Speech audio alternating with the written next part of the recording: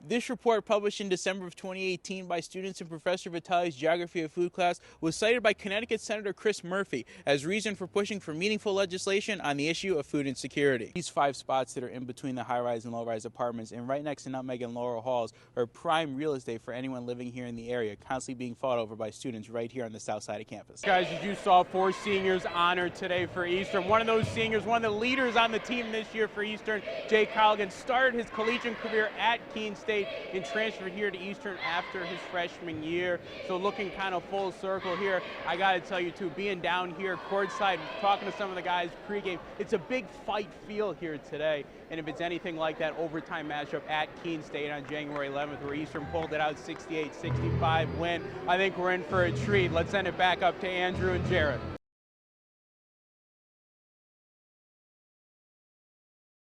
Connecticut's Attorney General William Tong traveled to the Student Center as the Supreme Court begins deliberations on a case pertaining to DACA. Well, I wanted the students to know that we're with them and they're not alone, and that we understand their stories. We share so much with them and what they're going through, and they have tremendous courage. That was the message from officials Tuesday at a news conference as the Supreme Court held arguments on a case related to the validity of DACA.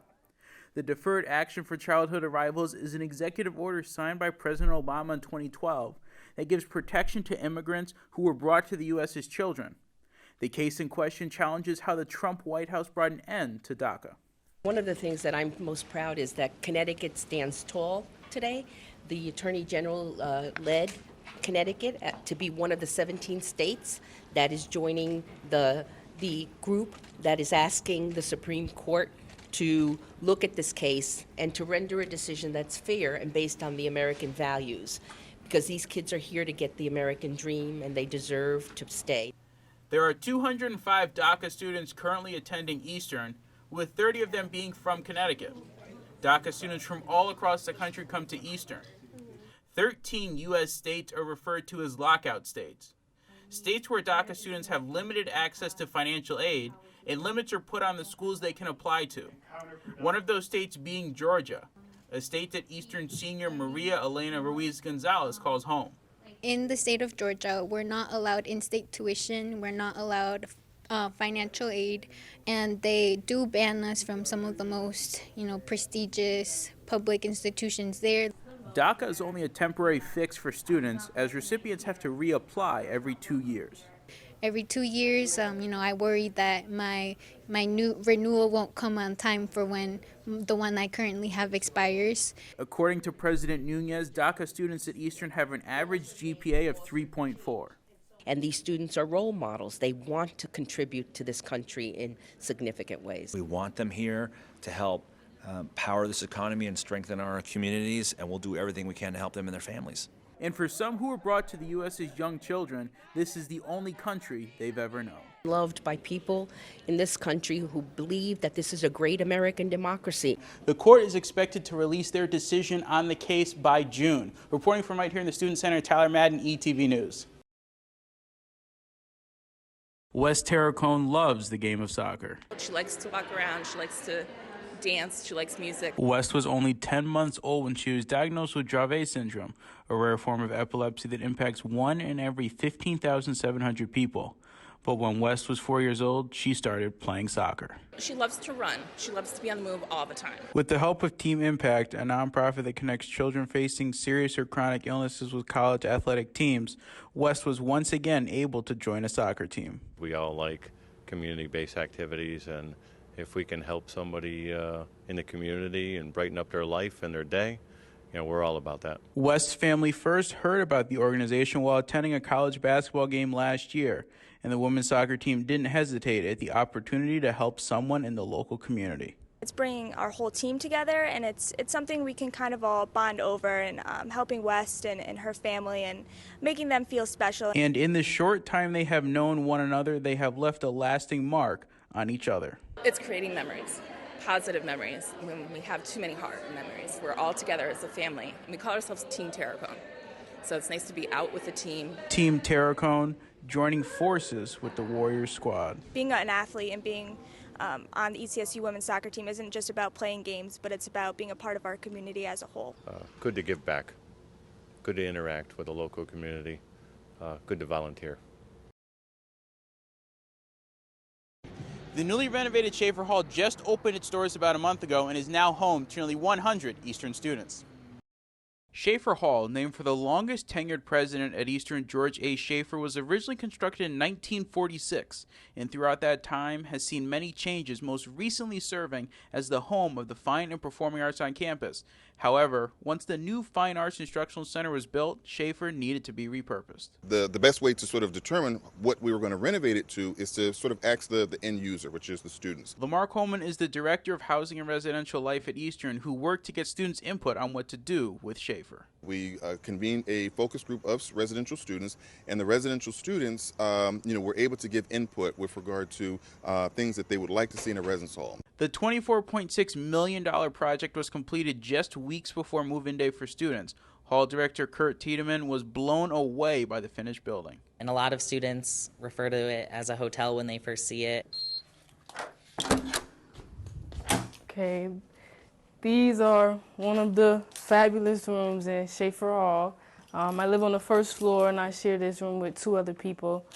There are 4 different suite styles for students to choose from. Sophomore Tiara Williams lives in a 3-person suite. That's Alondra's room, my first roommate, and this is my room. There are various common areas inside Schaefer for students to study and relax. One of the favorite spots for residents is the game room. Though the inside seems brand new, the history of Schaefer was not lost on any of the architects tasked with remodeling the space. They wanted to keep as much of the history alive in this building as possible. So in this room, we have a frog on the wall to represent Willimantic's frogs history.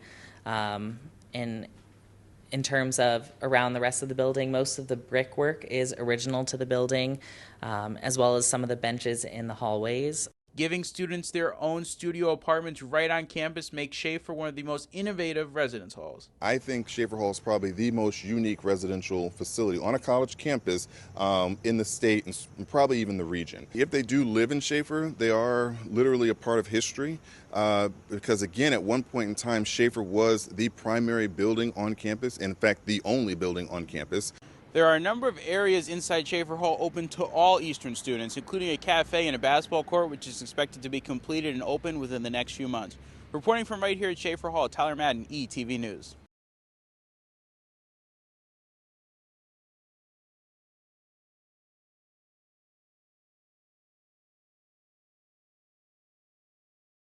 Alongside Tom Close. Tom finished with a new career-high 16 points. What was working so well for you today?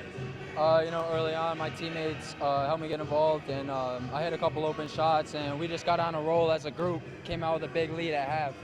Talking about that group, 4 players in double figures today, how important was it to not only get this big conference win, but to get everybody involved on the offensive end? No, yeah, I've been saying it all year, we have so many guys that can score on this team, we're so versatile, and this was a huge win, coming off some losses, it's a big win to, get our momentum back, so.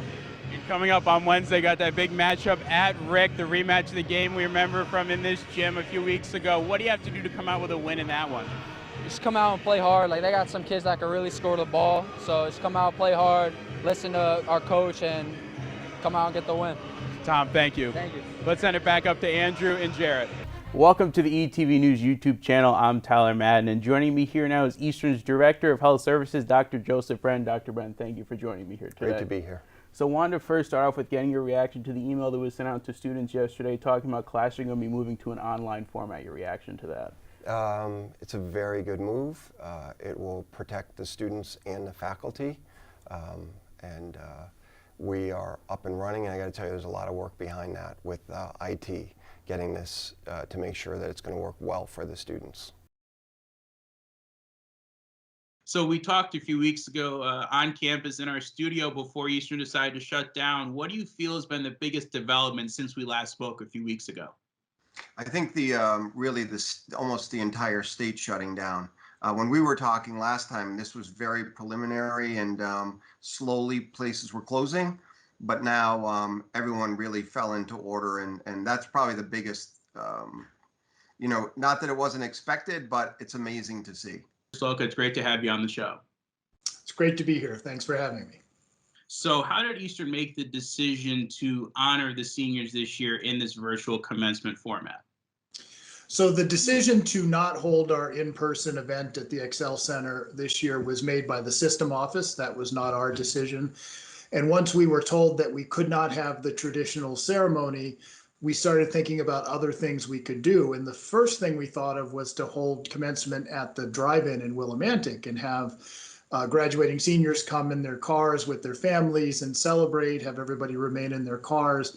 When we talked to the system office about that, we were told we couldn't do it. And so we had to come up with another alternative. And that's where we settled upon this virtual ceremony, which we're going to record this week, actually. And then once it's edited and ready, we'll release it on our YouTube channel on May 19th at 6 p.m., which is the time that commencement would normally occur. So we're hoping it will be as much like the traditional ceremony as we can possibly make it.